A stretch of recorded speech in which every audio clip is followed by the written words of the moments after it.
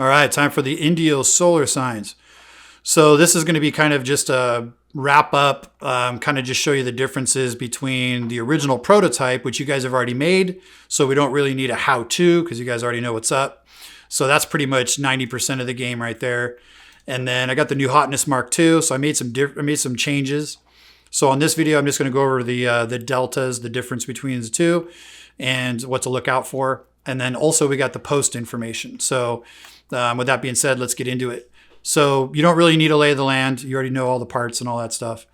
And of course, as soon as I hit record, I've got crows right outside. They decided to start throwing a party right when I hit record. So if you hear crows, they're here to party with us. So anyway, here's the posts. So again, we don't know quantities yet. They'll be getting that to us, but we know that we definitely need some that go in the ground. So let's grab one of those. You got the 4x4 by 3/16 per YJ. So we're going to do a 187 on that one. And then I'm going to show you what we want from the tops. So grab the mate plates is what I'm calling them. So you're going to have these 1/4 inch plates that are coming with the Mark IIs here. So you're going to get 27 of those. And similar to what we've done before, you're just going to put those down about a 1/2 inch. Doesn't need to be perfect. Maybe make a jig for yourself or something, but whatever. They don't have to be perfect as long as they're semi-flat and level. So that way the tube can slide in okay. But give yourself room to burn, and you want to burn that in nice. And then also, I don't know what order you want to do this in, but whatever. And then the other one is you're going to want to do a 6.5 on center. You're going to want to go ahead and do just a big oval circle thing. It doesn't have to be pretty. The opening inside the sign itself is 4x2. This is the opening. So you can do a big old circle, or you can do even bigger. You don't want to compromise too much strength, obviously, but just do something down and dirty, and you're going to do it on both sides. 6.5 on center, knock it out. And that's pretty much going to handle what you need to do to get the posts ready as far as the holes. So get the mate plate in there, 1/2 inch down, burn it up, and get the plasma, wake up the plasma, and cut that up. Then for both the concrete mount and the footing mount, well, technically they both mount to concrete somehow, but the ones that go in the footings, all of them are going to have a 44 inch overall insert. So you can see where the pinkish color there. So what you're going to do is just either tape measure and mark them all, or maybe make a jig for yourself in the shear or something. Take like a strip of 05 or something, return material. But you're just going to make a mark at 44 and then just slide the post in and then line it up, and you're good to go. Then you're just going to want to make sure that things are all kind of level, looking good. I'm going to go over that here in a second because the changes I made will make these a bit more loose. So then go ahead and tack it in, get it in there good, or burn it, whatever you think is going to work. Then comes these guys, pretty simple. You're just going to chop those to 32. And then the same thing, you're just going to make a mark at 8.5. And then you're going to slide that in from the top. And then it's going to hit the mate plate, and just, whatever's here, that's about 1 inch, but you don't have to worry about that. As long as you hit your 8.5, this will work out. And then go ahead and burn it up real good to the plate. And then this is the reason why I gave you those funky jiggies on the top box. Kind of like, what are those for? Well, instead of just burning to this and bubbling that up, this gives you a full, just an extra 09 to burn into. So that's why I have those two plates there. So you can reach your gun in, give that a good burn. Not full pen, but just give it a good burn. Give this a good burn. And then, of course, burn that real well to the 1/4. And then you should be nice and strong. That way, this will put up with whatever Mother Nature or Father Nature or they nature. I don't know how nature self-identifies, but these days. So anyway, that'll put up with that nice and strong. And then as far as the post ones are concerned, it's the same thing, 44 inches, slide in. Just make sure when we get to this bridge, make sure that you're putting on this decorative thing first, because you will be trapping, you'll be burning this on, and then it's over with. If Install's watching, we can go over this later, but we're going to do that same thing where you're going to take some 1x square tube, lay it across the ground, and then you're going to counter tighten, and that will help you self-level, get everything ready. And then you could actually set this down on some, square tube and then get it level. Now, granted, the concrete might be sloped a little bit. So, but anyway, you want to keep around 1 inch. And then that will give this the aluminum cover about 1/4 of an inch for water to flow under and all that. So let's keep that in mind for install. But again, we won't know until we get the number of these, and we'll, this is inch aluminum. So we'll be routing this later. So there's still time for all this. So don't worry about that so much. But to get the prototype out to paint like Johnny wants, this is what you got: 187, 44, make a mark, make your holes. And then also let's cap the bottom. I'm sending those out with the Mark 2s. I'm sending out 27 caps. So go ahead and no cap, but actually cap. No cap, but cap this, as the kids say. So you should be good to go. Once this post is ready, then we go over here. So the main differences in the Mark II is one is an edit. Because I stretched these guys over this way a little bit to give more room left and right. But I also failed to actually move. I moved them 0.01. So you might have noticed that these face jigs here and these jigs here might have actually been tight right here. They were. It wasn't your imagination. When I welded, it grabbed the one that was still fat. So I originally had 4.06 and I made it to 4.08, but the jigs didn't get the memo. So that is changed. So you shouldn't have that issue, and everything will want to be 4.08 across here, which should give you plenty of love for sliding in the 4x left to right. Now, what you're going to have issues with is the front to back and side to side and all that. You're going to, when you go to do the prototype, I still had it kind of thin here, or thick, because when we're trying to make a cabinet reach around to be basically exactly the same size as the post, when you go to bend here, you either have to leave enough material to, when you bend it, you know what I'm talking about, is when you bend it, it doesn't bend right. It's all funky. So you either need to leave enough meat there for it to bend properly, or you got to get rid of it. And so on the prototype, we were kind of in that breakwater of in between the waves, and we're getting crushed. So I had to make the decision on this one to give you guys enough room that I took the face front and back all the way to the bend scribe. That way, when you bend it, it'll be clean. However, you now just have a ribbon of 09 across the face, and it's going to be fine. It's going to be structurally great. The issue is you can see how much room you have now. Normally, when I do this, like let's say when you guys are doing like a blade sign and you're sliding a piece of 1x square into the 2x whatever I make for you guys, no big deal there, no big deal. But on this bigger one, this starts to play. So usually what I do is on the bottom one, I keep it native to help with lock. So you can see how much material is being left between here and the opening. This will be on the very bottom. And then what I do is I open all the rest of them up really big. Like, see, I went ahead and made this one go all the way to the edge. And then I usually make this one go to the edge. But then the last one, I will also leave native, like tight. So that way it self-locks in. So I get all the middle ones out of the way, and I make the bottom one the truth, and I make the top one the truth. The truth. Problem is on this one, there is no top one to lock in because it was having that issue. So that's what I'm saying on this, is that's my one point out on the Mark II, is when you go to put the post in, there's a chance that this might be super wobbly a little bit. And then it might be enough to notice a difference when you're looking at it, that it might be sort of toppled a little bit. So now you're going to have the opposite problem with the, I believe, with the prototype. So wake up that little, weaselly anteater belt sander thing you got. You might be in there kind of grinding on this a little bit and taking away material on the front, just to be able to get that in there.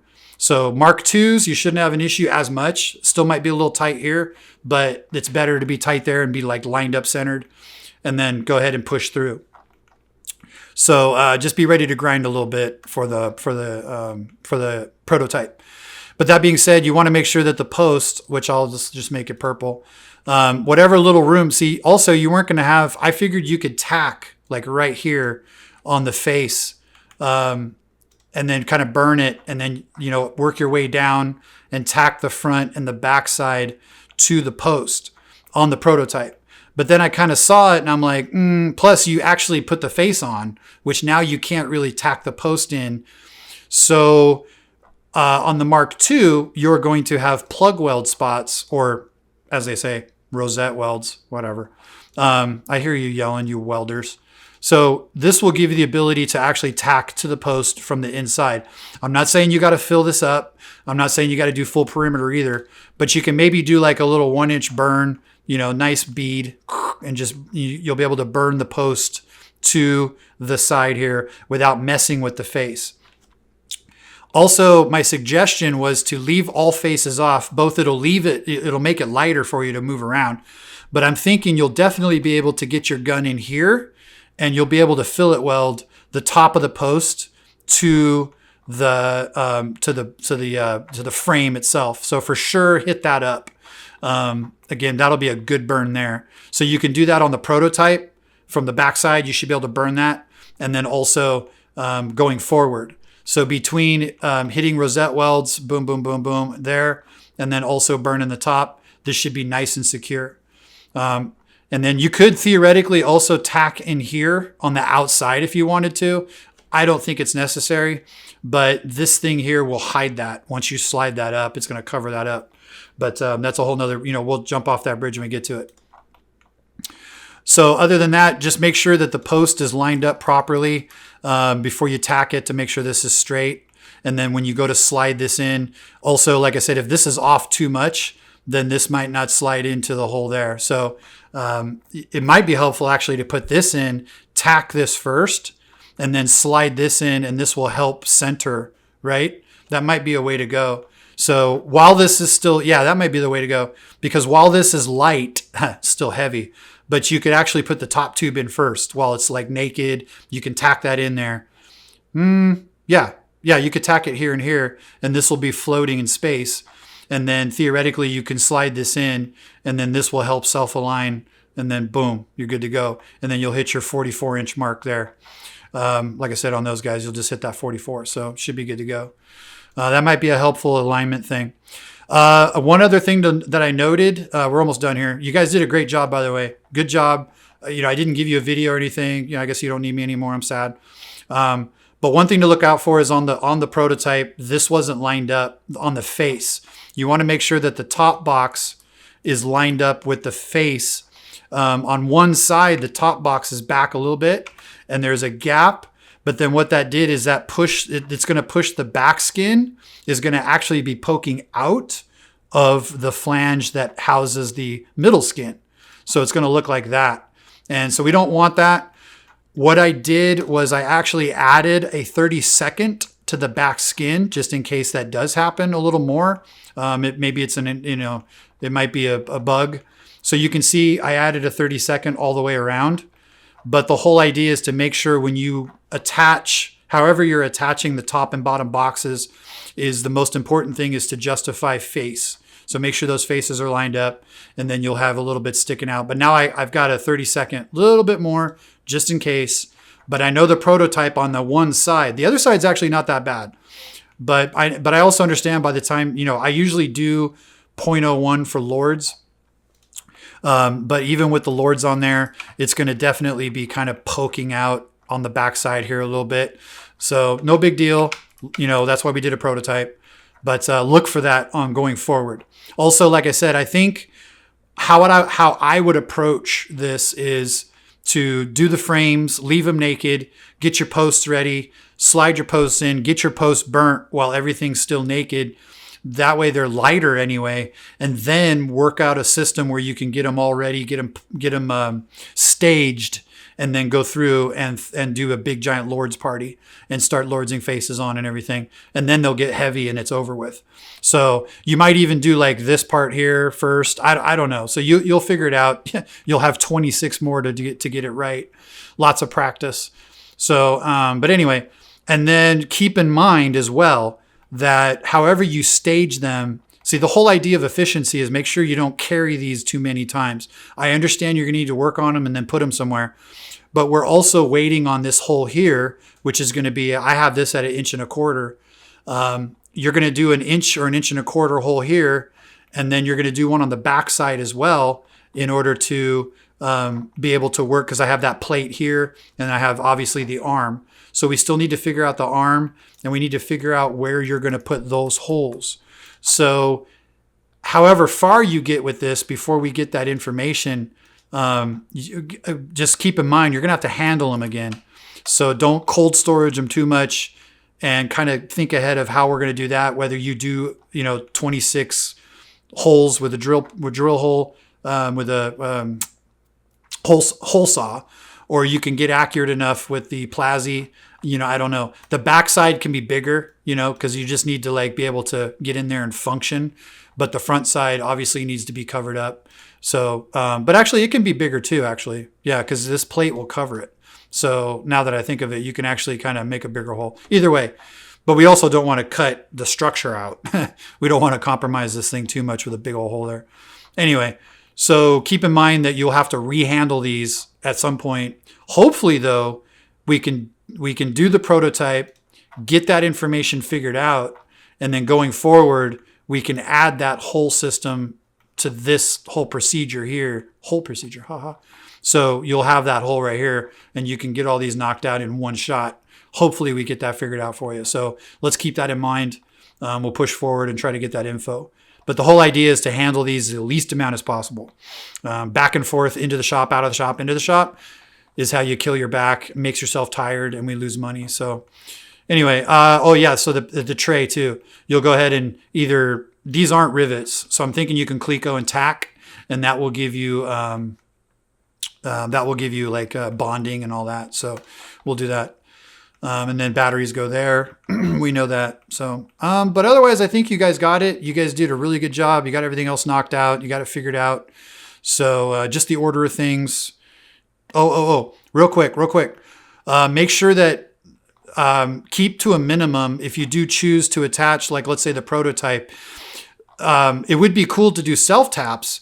However, keep in mind that all of this is going to require cables running through.